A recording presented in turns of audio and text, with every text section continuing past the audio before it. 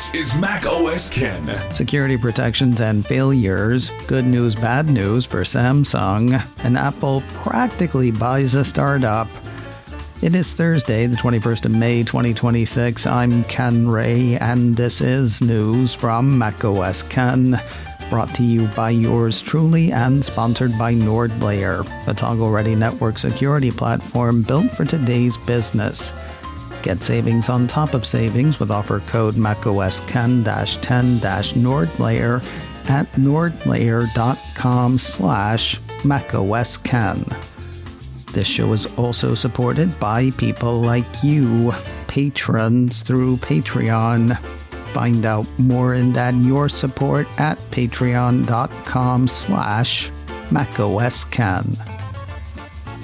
With WWDC fast approaching, Apple has done its annual Everything Right About the App Store post. 9 to 5 Mac pulled highlights from the lengthy overview of protective measures taken by the Cupertino company. Highlighting some of those highlights, Apple says it prevented over $2.2 billion in potentially fraudulent transactions in 2025, blocked malware distribution by rejecting over 2 million problematic app submissions, rejected over 1 billion fraudulent customer account creations, deactivated over 40 million customer accounts for fraud and abuse, nixed over 190,000 developer accounts over fraud concerns, yanked nearly 59,000 apps that pulled bait-and-switch forms of financial fraud, ID'd and blocked over 190 million fraudulent ratings and reviews from ever appearing, and the list goes on. In its press release on the subject, Apple says it continuously improves its multi-layered defenses, leveraging a combination of expert human review and advanced machine learning technologies to detect and stop malicious activity. So vote App Store or something. It looks like Apple may have been a victim of a Foxconn hack. Apple Insider ran a piece last week saying that ransomware gang Nitrogen hacked into Foxconn facilities in North America. Initially, based on available sample files, it appeared that the attackers had not obtained any Apple documentation. Whoops. A follow-up piece from Apple Insider says additional sample files have now been provided to the site, including more than 30 confidential Apple documents, all of which appear to be genuine. According to the report, Nitrogen managed to obtain schematics detailing Apple server component designs from March of this year and late 2025. Apple server rack specifications and manuals from 2020 through 2023 were also stolen. Nothing Apple Insider's seen seems overly concerning, according to the site. Then again, what they've seen may not be all of the Apple documentation that got yoinked. The server stuff the site seen was Intel-based. Apple Insider assumes that those have been replaced by Apple Silicon. That said, Nitrogen wasn't thought to have obtained any Apple docs at first, so who knows what they've got? The way the site sees it, if the ransomware gang actually has additional details regarding Apple Silicon servers, including their motherboard layouts, configurations, and the total number of servers produced, Apple could face issues. Rival AI companies, for instance, might copy Apple's designs or iterate upon them. If Apple's looking for an upside, at least they're not alone. Nitrogen is said to have nabbed docs on confidential projects for AMD, Broadcom, Google, Intel, Hewlett-Packard, Micron, NVIDIA, Samsung, and Seagate, among many, many others. A story now that feels seismic but isn't. Samsung has beaten Apple in the American Customer Satisfaction Index 2026 Telecommunications, Cell Phone, and Smartwatch study. They beat them in the smartphone part. Oh, how the mighty have fallen. There is no joy in Mudville. Blah, blah, blah, blah, blah.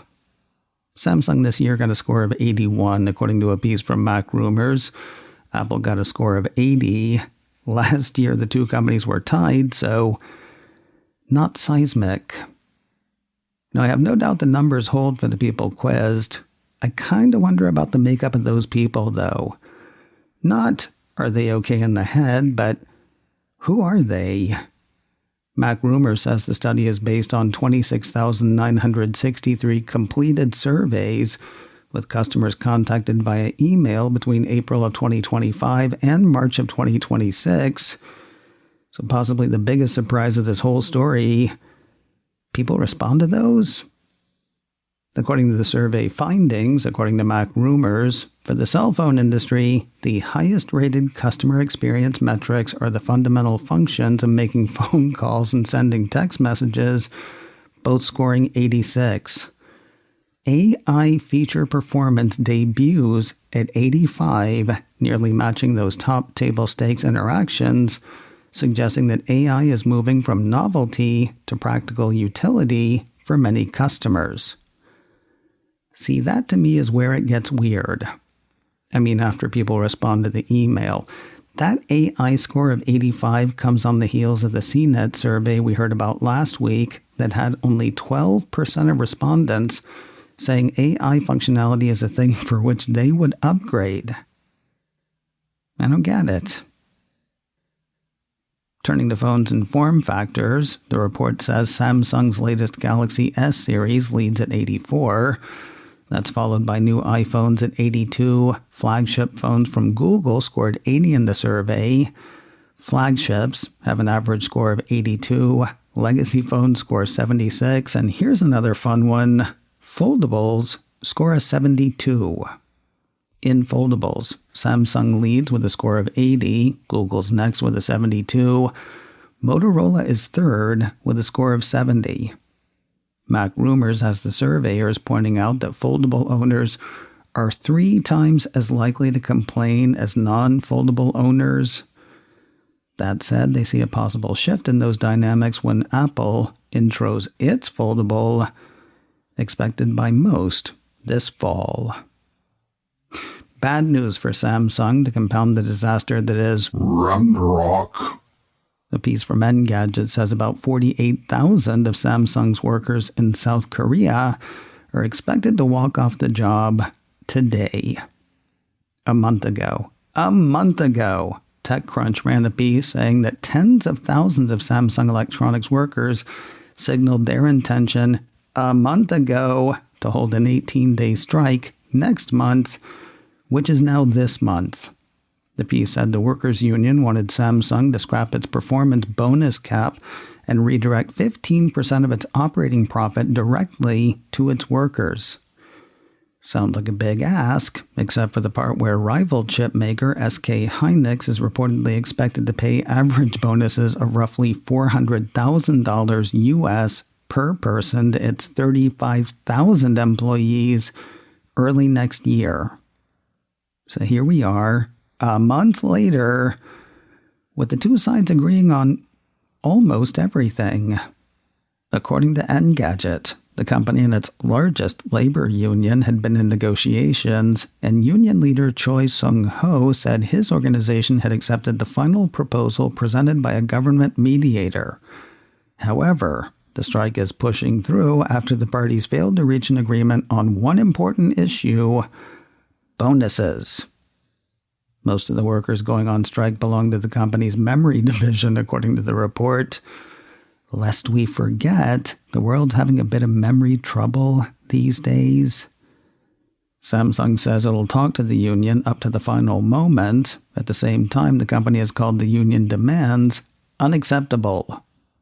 Meanwhile, the word strike may have a different meaning in South Korea versus other parts of the planet. Engadget says the court has required the union to make 7,087 workers report to work during the strike to keep some of the production facilities running. Well, we do want to be fair, don't we? More news in a moment, but first a word from today's sponsor, NordLayer, a toggle-ready network security platform built for today's business. If you run or own a business, you've got a lot to think about. Clients, competition, employees. Do you really want to add to that by handling security on your own? Let NordLayer take care of it. Whether working on-site or off, NordLayer protects your data, letting you decide who gets access to what. NordLayer works to keep your people from reaching risky domains, and it works to keep malware and phishing attempts from reaching your people. All of that without additional hardware or complex infrastructure. NordLayer is a layer of protection that works with the hardware you are already running. It includes step-by-step onboarding, 24/7 support, and a special offer for macOS Ken listeners. Get up to 22% off NordLayer yearly plans plus 10% on top with offer code macOSken-10-NordLayer at nordlayer.com/macOSken. Try it risk-free with their 14-day money-back guarantee. NordLayer, toggle-ready network security built for your business. Get savings on top of savings with offer code macOSken-10-NordLayer at nordlayer.com/macOSken. Apple has apparently all but bought the virtual avatar startup Animato. The startup develops and distributes software that creates virtual avatars for video chats and tutoring. A piece from 9to5Mac says it's best known for Call Annie, a now discontinued app that offered video calls with AI tutors for language learning. I saw a headline that said the Cupertino company had actually acquired the startup, though that's technically not true. 9to5Mac highlights a listing in the European Commission's Digital Markets Act acquisition database about the not-quite acquisition. Under the terms of the deal, the piece says Apple will have the right to hire certain Animato employees, receive a non-exclusive license to Animato's intellectual property rights, and acquire its patent portfolio. So I guess Apple has pretty much bought Animato without the regulatory hassle that actually buying them would incur. An Apple exec is back on the receiving end of the awards thing. A piece from Variety says Apple's Senior VP of Services and Health, Eddy, the all-encompassing Q, will be honored next month at Cannes Lions with the festival's Entertainment Person of the Year award. Oh yeah? Let's see him juggle. Of the exec, Lions CEO Simon Cook said Q has consistently pushed the boundaries of entertainment and storytelling, building platforms and experiences that have redefined how audiences engage with culture. Under his leadership, Apple has not only produced world-class content, but has also shaped the future of entertainment through innovation, creativity, and an unwavering commitment to quality. Cannes Lions runs the 22nd of June through the 26th. We'll wrap the day with titles and characters returning to Apple TV. The Cupertino streamer issued a press release Wednesday announcing a second season renewal for the BAFTA Award-nominated docuseries Knife Edge: Chasing Michelin Stars. Taking place over the course of the year-long Michelin Guide season, the release says the show follows the fates of elite chefs at some of the world's most unique and celebrated restaurants to determine if they will win, maintain, or lose that precious star. No word in the release on when the second season will hit. The first season of Knife Edge: Chasing Michelin Stars is available to stream now on Apple TV. And finally today, a slew of titles with lower stakes and probably a lot less yelling. Returning characters Charlie Brown, Snoopy, and the rest of the Peanuts gang will headline a few titles this summer.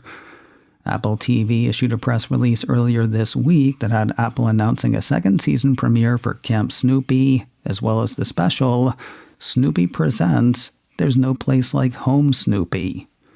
The former hits Apple TV at the end of June, with the special landing at the end of July. Of the special, Apple says Snoopy is devastated when his beloved doghouse is accidentally sold at a yard sale. In an effort to cheer up his pal, Charlie Brown leads Snoopy on an adventure to find his old doghouse, and along the way, they learn what makes a house truly a home. In addition to the two new originals, Apple TV's pulling some 80s titles out of the vault. Hitting on the 3rd of July, Apple says, This Is America, Charlie Brown is the first animated miniseries in television history. In it, Charlie Brown and the Peanuts gang experience various episodes and aspects of American history and culture and witness many of the events that shaped the United States. And the Charlie Brown and Snoopy Show is an animated series based on Charles M. Schulz Peanuts comic strip, featuring 18 episodes that adapt classic comic storylines. Streaming for the first time and premiering on Apple TV, the series focuses on the daily lives, anxieties, and humor of the Peanuts gang, with storylines often centered on Charlie Brown's failures and Snoopy's wild fantasies. That one hits Apple TV in mid-July. macOS Can, brought to you by me, and sponsored by NordLayer. Get savings on top of savings with offer code macOSCan-10-NordLayer at nordlayer.com/macOSCan. This show is also supported by people like you, patrons through Patreon. Find out more and add your support at patreon.com/macOSCan. Advertising handled by Backbeat Media, online at backbeatmedia.com. You can find me on Mastodon, macOSCan at mastodon.social. You can also send me an email, info@macOSCan.com. Until next time, that is news from macOS Ken. I'm Ken Ray.